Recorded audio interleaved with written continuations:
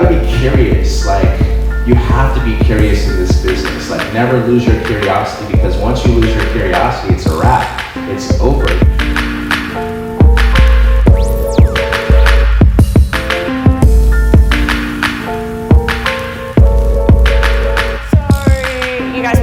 This is Heron's first time in Australia. Yeah. We took him over to Rottnest yesterday. What do you think about Australia so far? Super cool. I mean, the weather is awesome. The wildlife, the quokka, was that what I heard? Like, man, I've never, seen that animal before, and didn't even know it really existed, and it was like native just to that island. So it was a cool experience. We went snorkeling, and man, yeah, it's just been a good, warm welcome so far. Loving it. Good.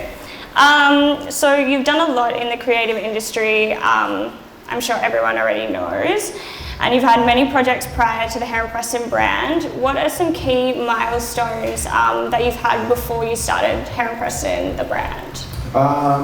So I grew up in San Francisco. I would kind of, give credit to skateboarding. I grew up skateboarding in SF, and that sport, it's all about style, being a fresh kid, looking cool.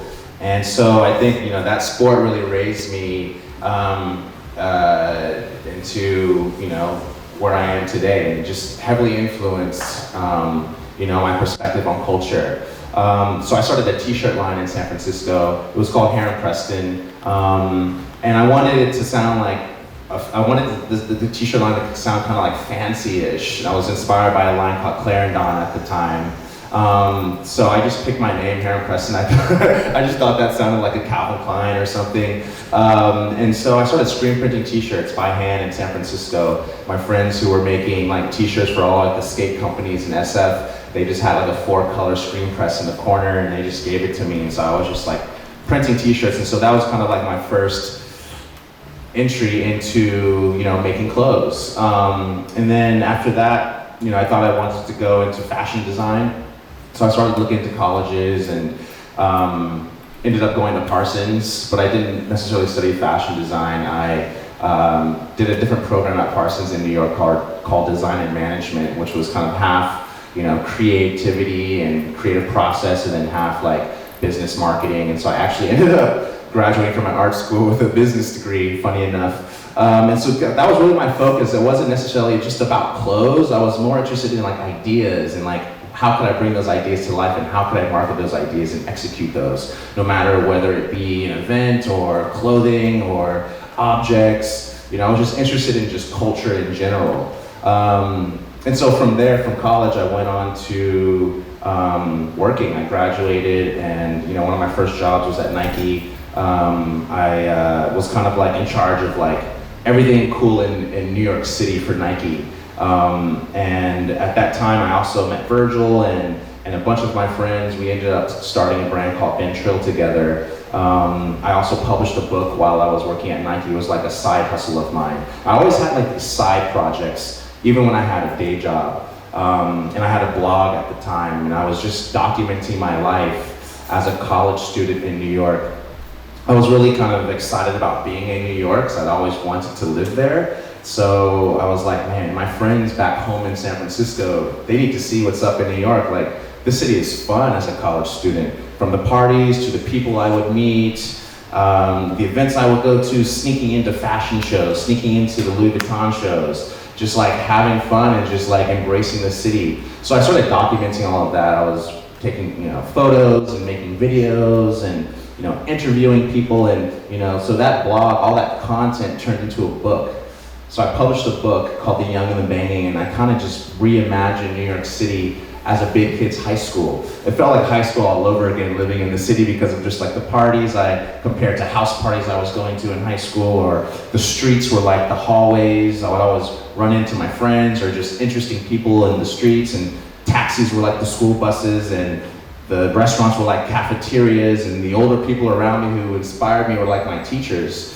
People hooking up with each other and the drama. I was like, this is just too much like high school. And so I always had this inside joke that living in New York City, was like a high school. So when I got the opportunity to make a book, I decided to create a yearbook for the city. And so everyone living in the city was like the student body. This was around the time that Polaroid was kind of going out of business, and so I decided to shoot all Polaroid photography of like 200 people. And that was just off the strength of my blog. Someone was reading my blog at the time, and he was a printer down in Miami who made party flyers, and at the time he wanted to get into printing art books, and so he reached out to me as a fan, and he was like, yo, let's print a book together. I was like, damn, like, how often do you get a book deal in your lap? So I decided to do this yearbook, and once it was published, I didn't really like have any ideas on how to launch it, but I wanted to tell all my friends about this book. One of those friends actually worked at Nike, and so I went and just told them about the book, and I was like, yo, I just did this yearbook, I don't know what we could do together, didn't really have a plan, but you guys should just know about this yearbook that's about to come out. Walked out of the office, they called me back in, they're like, well, we have a space in Nolita in downtown New York, you know, are you comfortable curating this yearbook launch with us? Like, we would love to support it. And at that moment, you know, I was so young and I had never really curated anything by myself, but I was like, hell yeah, I'll curate it. Walked out of the office like, fuck, what did I sign up for? I have no idea what I'm doing, but I didn't care. I figured that I'd just learn as I went. And so at the time I was you know, I had another job, and so I would kind of like leave my lunch breaks and run over to this gallery and direct this agency on where I wanted to place things. You know, it was kind of this high school theme for the yearbook. And then I would run back to my job, and they had no idea. I didn't really want them to kind of know that I was doing other things outside of that. And so that was kind of like, I think the big kind of creative break that I had was this yearbook project that I launched with Nike. And then shortly after that, you know, I just always just making stuff. You know, I didn't really have a big grand plan of where I wanted to go in life or what I wanted to do, but I just knew I just loved making stuff and connecting with people and connecting with my friends. And then that's eventually, you know, how, you know, Ben Trill eventually started with Virgil and Matt Williams and Justin, who does Jown. You know, we kind of came together as a collective. Just to have fun, you know, and it started off just throwing parties with your friends. Like, that's kind of how they approached me to start Ben Trill. It was like, hey, you know, we've been throwing these parties in London, do you want to throw some parties with us? It's like, fuck yeah, let's throw some parties. And the t-shirts became our uniforms because we kind of envisioned ourselves as like a boy band. It was like 5 of us up there, or 4 of us up there just DJing together. Didn't even really know how to DJ. Again, just kind of like throwing ourselves in the fire, and we'll figure it out as we go. You know, that was a rush in itself. I remember like me and Virgil would be DJing, and then he would have to leave and go get someone into the party, and he would just leave me there alone, and I'd be like, fuck, I don't really know how to use Serato yet. Fuck it, pow, pow, pow. And just playing, just having fun, and just like taking that risk and taking that leap. You know, and I was also making these bootlegs. I did this Givenchy bootleg at the time. It was always kind of like, my projects were always like responding to popular culture and pointing my finger at things and having a response. And so I did this Givenchy, if you guys remember, this like Rottweiler tee that Ricardo Tisci did. It was like the biggest t-shirt of the time, this Rottweiler. It only came in black. So I was like, I want to bootleg this t-shirt. But I don't want to do it in black, I want to do it in white. And the white t-shirt never existed. And so it was always me trying to like have these spikes in culture to get people's attention and kind of like fuck things up a little bit and confuse people. And so, you know, those were these bootleg projects I was doing, and it was Ben Trill, and you know, I did this NASCAR t-shirt that had all these logos on it. I didn't even remix the logos, it was the actual real corporate logos that I had no rights to use. And again, it was just me just being daring and just having fun and being like, fuck it, I just want to like do things that I don't even see. And so the whole approach was like designing this world that didn't really exist yet. And just putting these products and these ideas into the world and just getting these ideas outside of my head that the corporations weren't doing. Like, you guys should bootleg some stuff too, and I would love to have my Givenchy bootleg in the Givenchy store on the rack next to the real one. Like, that'll be crazy. And so these were all these ideas that I always had, and now to kind of see them happening now, it's really exciting to kind of see how like the culture has evolved since, you know, I started making stuff and kind of making a name for myself. But there was always a big connection between the physical world and the digital world and online and social and community and people. parties, that whole kind of formula, I think is kind of how I made it to where I am today. Yeah, how did you move from being Trill to doing Heron Preston?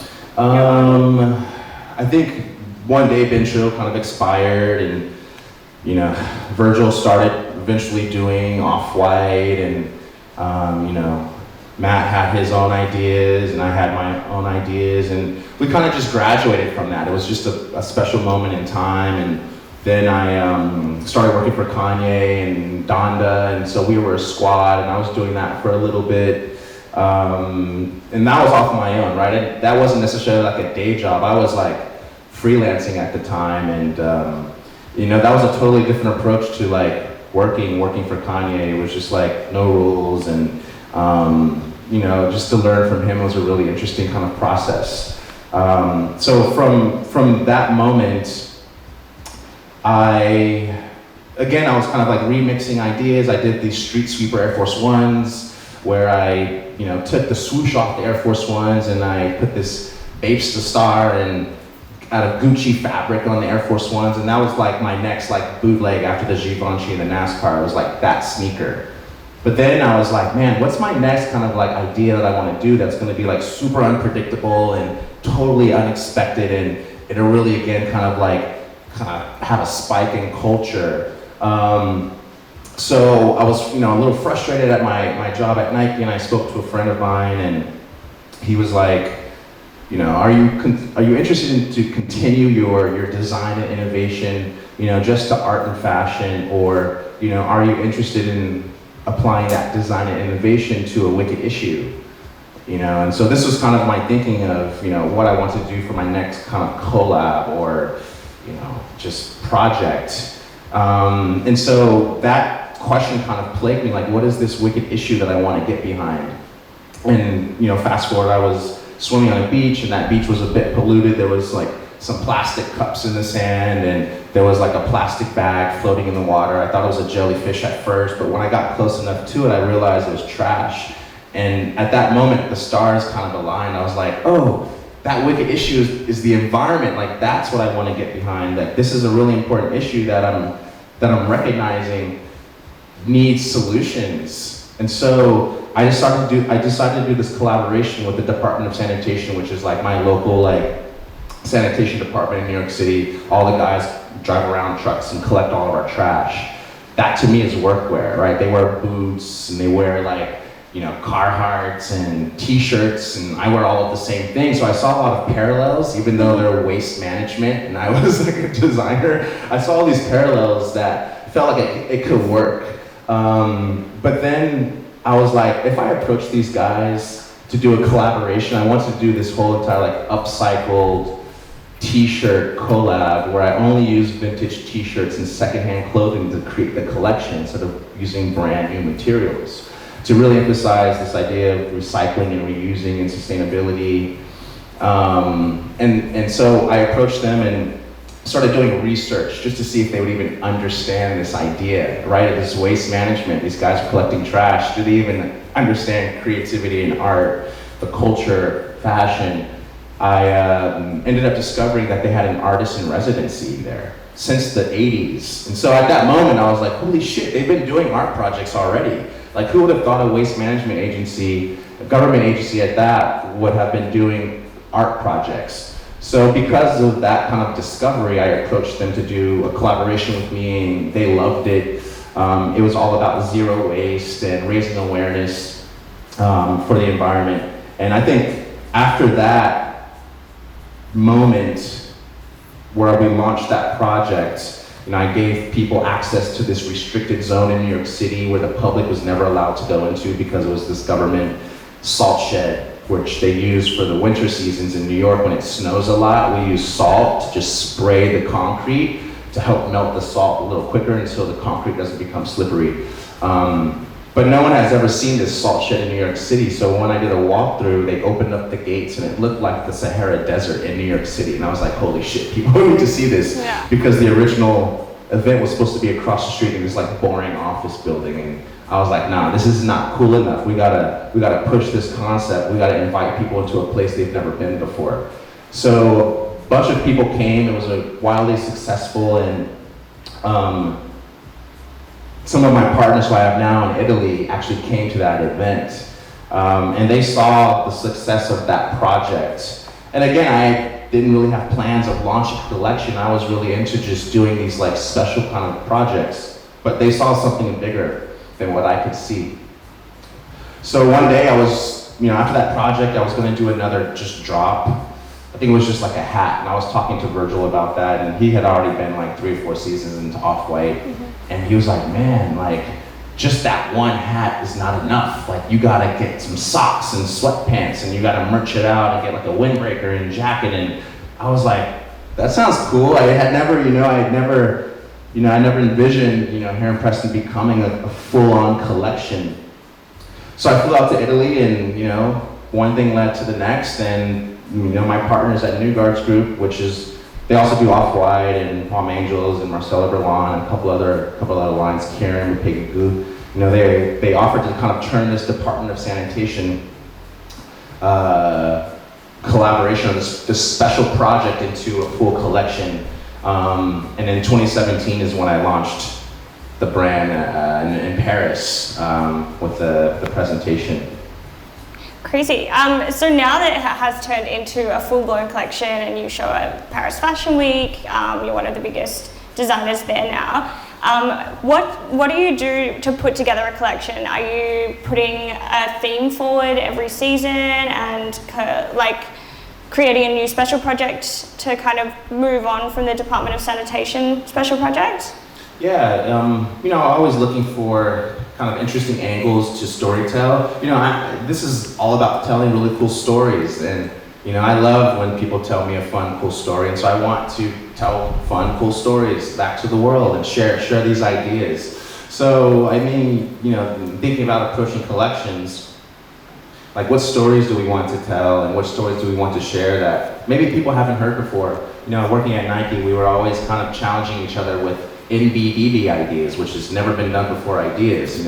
My bosses are always challenging me, like, what has never been done before? We have to do that. We have to kind of stand outside of the others and really kind of challenge our teams to really do what's never been done before. So I always kind of try to challenge myself and kind of bridge these worlds together, and that is what the Department of Sanitation collaboration was, or the NASA stuff that I've done.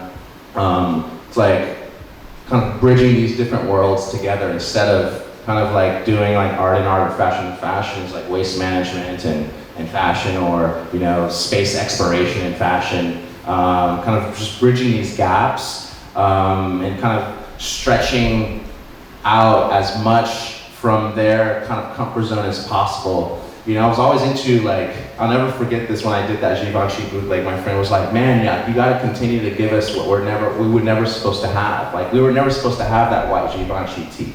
You know what I mean? We were never supposed to have some of these collaborations that we see that get us really excited, and I think that's what's so special about the collaborations and the stories that we're experiencing today and culture that kind of keep us excited. Is the ones that I think are winning are the ones who are really kind of pushing the boundaries and kind of writing the new rules, right? That's kind of what the approach was, even with Ben Children. These are all the foundations of what kind of got me to where I am today. It's man, let's write the new rules, let's break the rules. Why do we have to follow what's been kind of done before us? And let's break convention, break the tradition, right? Because that's what we naturally do as young people anyways. Yeah. We go kind of against our parents or our big brothers, or we want to kind of go against and kind of stand out and show off, do that, so that we were kind of trying to do that with our ideas. But at the end of the day, this all came from just trying to just have fun. That's where it starts. It's never really about money or anything. It was really just about having fun and just shaping culture.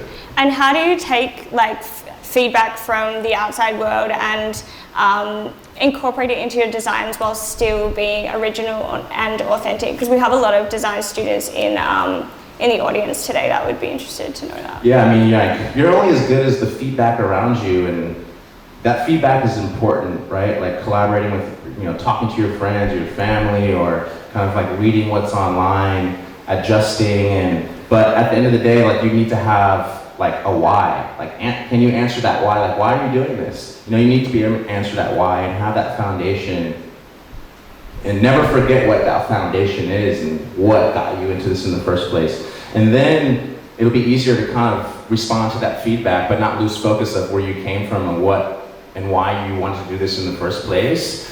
You know, the feedback is just about making things better and better and better and better and better, and pushing your brand and your ideas forward. For sure. Who do you look up to most in the fashion world that does exactly that? Is there anyone? I don't know. I mean, yeah, I mean, like, I really love, like, the freedom that Kanye has, and just having worked for him and having seen the behind the scenes on, you know, how he approaches executing ideas with a freedom, right? And not taking no as an answer. Solution-based creativity, right? Like, we always find ways to kind of get around that no or that barrier, that blockade. And I think that's also what makes us strong creatives, is like, what kind of solutions can you come up with, and how quickly can you come up with those solutions? Also, I think what's important is teamwork, right? Don't try to do it all by yourself. Do it with your friends, because the more that you can kind of bring all this energy together with your friends, you know, the more that energy will multiply and multiply and multiply. And that's something I'm learning. I'm still learning these days. It's just like, man, you gotta have the best people on your team, right? It's like sports. Like, we're playing a sport, right? Like, you can't just have like Michael Jordan without like Scottie Pippen and Dennis Rodman, and you know, you gotta have that team, because you just can't do it by yourself. And is that something you learned like starting in the fashion industry? Because I know for a lot of the other people I talked to, other designers, that was a big misconception when starting their brands, that like it was a lot easier than it is, and that you can kind of do stuff without a really good team behind you, but you've obviously realized that it's super important to have a massive team. Are there any other misconceptions of the fashion industry that you've learned along the way? That I've learned along the way? Yeah, I mean, well, what do you mean, like misconceptions of? Just like you said, like with having to have like a really good team behind you. Like, I know a lot of young up and coming designers might think that they can like just get out there and do it straight away. Like you were saying, it's really important to have a team, and people might not know that. Is there something else that people might not know? That people might not know. I mean, it's, you know, there's so much when it comes to like, you know, what you see on the runway isn't what you are necessarily only selling, right? Like, when brands are showing things on the runways, there's a whole showroom that has like way more stuff that you don't even see, right? So like, those are like the t-shirts and like the belts and more of the commercial items that, you know, a lot of stores use to kind of sell. But what's on the runway is really kind of painting this picture of like the story of the brand. And some of these things might be unwearable. But so like, that's one thing I always thought, is like, everything you see on the runway is like, that's all there is. Yeah. But there's a whole nother kind of like side to what you don't see that happens behind the scenes. That's more of like the business stuff. And I didn't really understand even merchandising. I had no idea about merchandising and, you know, having all of these SKU counts and styles, and, you know, from accessories to the socks to the hats, and just understanding, you know, when you're selling to different stores or different people around the world, there's different taste levels, right? So right now, I think that where you guys are at, you don't have to really worry about that stuff. Just like have fun and create kind of your world. And then when it gets time to, you know, I think scaling that, right? Like scaling around the world, then you'll just have teams who can kind of think that stuff for you. But don't lose sight of kind of what made you really excited in the first place. And how do you think the fashion industry's changed in the last 10 years? It's way more accessible, it's way more open, it's less exclusive. There's a whole bunch of new players on the playing field that you wouldn't necessarily see in the past. And so I think that now is a kind of a special moment in fashion where kind of like anything goes and everyone is welcome. Because before it was very kind of a niche, kind of closed-knit community and very kind of closed circle of people. And you know, you remember that one photo of when Ye and Virgil and Don C and Chris Julian were all out in Paris, and Farnsworth, they were looking crazy and they got made fun of on South Park. Like, that was a moment in fashion where, like, there weren't many people going out to Paris to the shows and attending the shows. It was a very small community. But now everyone and their mom are going to Paris now for Fashion Week, right? So it's exploded, especially with social media. There's so much accessibility to your favorite designers, your shows, the product that you want. So I think that's kind of like the biggest shift, within the industry, is now like fashion has kind of become a thing for everyone. Do you think social media has become less important or is becoming less important? And do you see anything else taking over social media? I don't see anything else. I mean, social media is here to stay, but I think what's going to change is how we approach social media and how we use it. And I think we're kind of waking up to seeing kind of how people have abused social media in a way when it comes to like influencer culture and people selling you things you don't even want, and us finally kind of seeing through that. But I mean, social media, it's here to stay. It's not going to go anywhere. But I think it's going to be kind of up to us to figure out how do we use this technology and push its potential to the next level that we haven't used it before. How would you suggest that people do that? Like, I know one of the audience members asked, how do you get unstuck creatively?